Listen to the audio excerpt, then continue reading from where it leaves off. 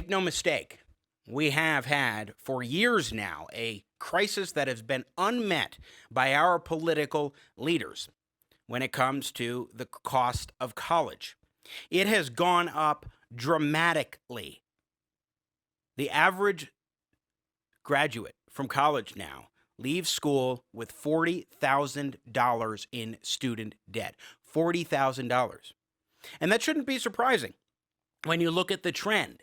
In fact, student loan debt back in 2005 totaled only $345 billion.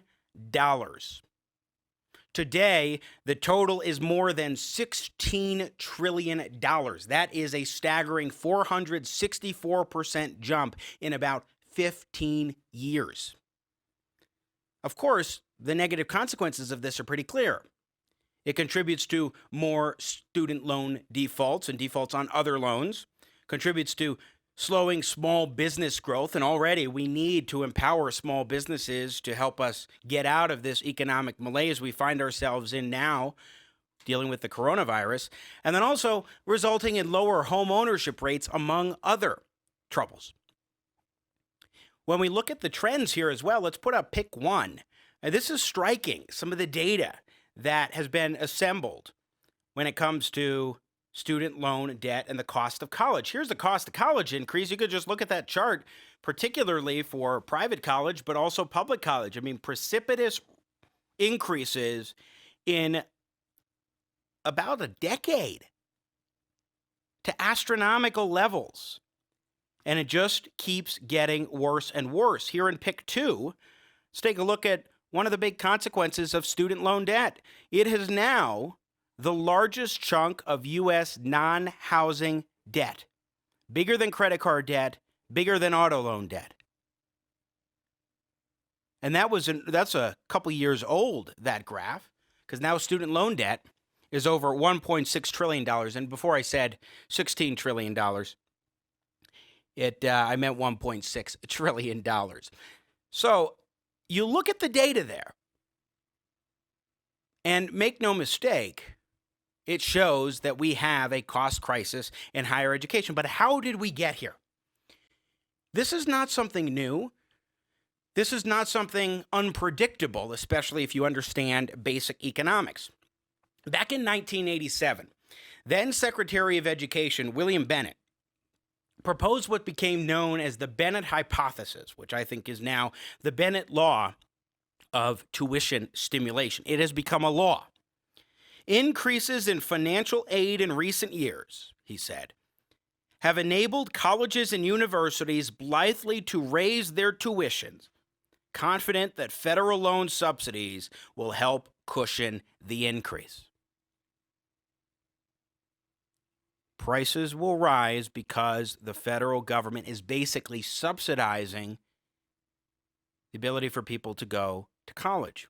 Supply and demand plays a fundamental role here, especially if supply is relatively stagnant, but demand goes up because borrowing costs are low, because government may be subsidizing those loans or holding interest rates down lower, or government is providing grants to individuals. What that does is it encourages students to go to school, to go to colleges and universities for their educational experience for a higher ed degree.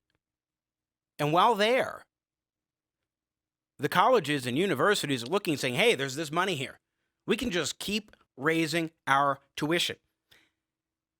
There is a direct correlation between the skyrocketing cost of college and therefore student loan debt and the amount of federal loan support. Let's put up pick three here. This is from a paper I wrote and published a couple of years ago for a think tank I ran called the Millennial Policy Center. You've seen and will continue to see some videos that we did for MPC. And I wrote this. In a July 2015 report focusing on credit supply and the rise in college tuition, the Federal Reserve Bank of New York observed a direct correlation between students' funding of their education through student loans and changes in student borrowing and tuition levels.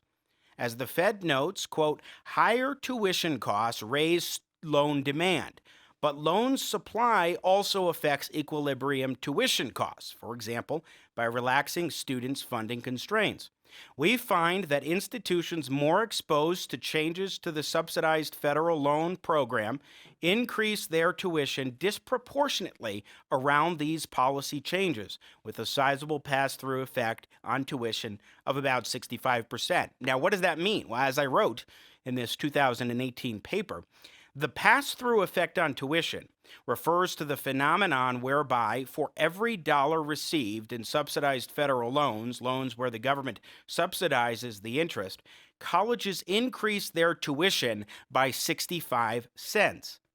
The report also finds that Pell Grants, that come from the federal government providing to people who are most in need, on average boost tuition by 55 cents, and unsubsidized loans, where government does not subsidize the interest, increase tuition by 30 cents on the dollar.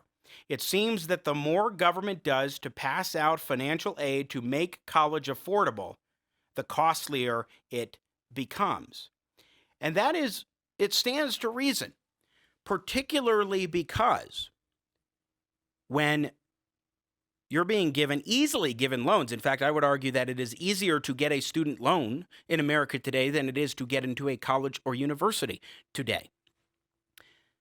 But when it comes to accessing student loans, it's pretty darn easy. And that's a problem in the system. But what that does is it encourages more use of the service. You're separated from the cost. You're not worried about the cost until eventually it comes due with your student loan debt payments. The reality is that as beneficial as the college experience may be to you as an individual and to society, the laws of supply and demand don't go away. They don't go away simply because the service being provided is something beneficial to society. So when you're looking at the idea of free college, for example, just given by the government, that provides no incentive whatsoever to constrain costs. Economic reality cannot be set aside simply because we want to feel better about providing more education to more people. We have to recognize that when we approach this issue, we need to be smart about it. Now, we're not going to spend so much time today talking about the solutions to the skyrocketing cost of college education and student loan debt. That will be for a future show probably later this month. Today, I really want to drill in on the causes of the skyrocketing cost of college education, particularly over the last 15 years, but really going back to even before Bill Bennett proposed his hypothesis in 1987.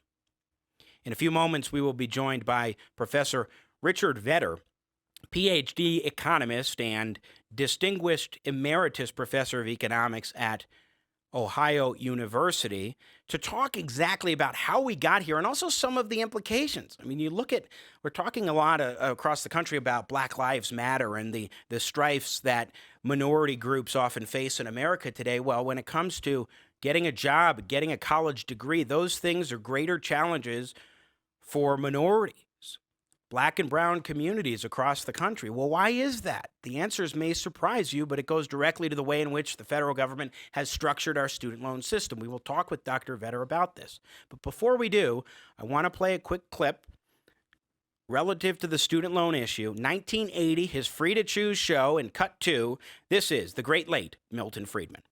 What happens when the educational market is distorted? Look at state colleges and universities. Their fees are generally very low, paying for only a small part of the cost of schooling. They attract serious students, just as interested in their education as the students at Dartmouth or other private schools. But they also attract a great many others. Students who come because fees are low, residential housing is good, food is good, and above all, there are lots of their peers. It's a pleasant interlude for them. Everyone who has the capacity and the desire to have a higher education should be enabled to do so, provided They are willing to undertake the obligation to pay the costs of their schooling, either currently or in later years out of the higher income that their education will make possible. We now have a governmental program of loans which is supposedly directed to this objective, but it's a loan program in name only. The interest rate charged is well below the market rate. Many of these loans are never paid back. We must have a system under which those who are not able or do not go to college are not forced to pay for those who do. Boy, Milton Friedman passed away in 2006. If only he could see what things were like when it comes to higher education because of the federal student loan system. His language might have been a little bit stronger than he was in those words back in 1980.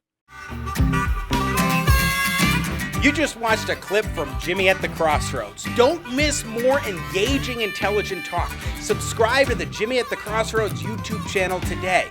You want to catch our live show. And I love your support. I got Jimmy at the crossroads, making sense out of no sense.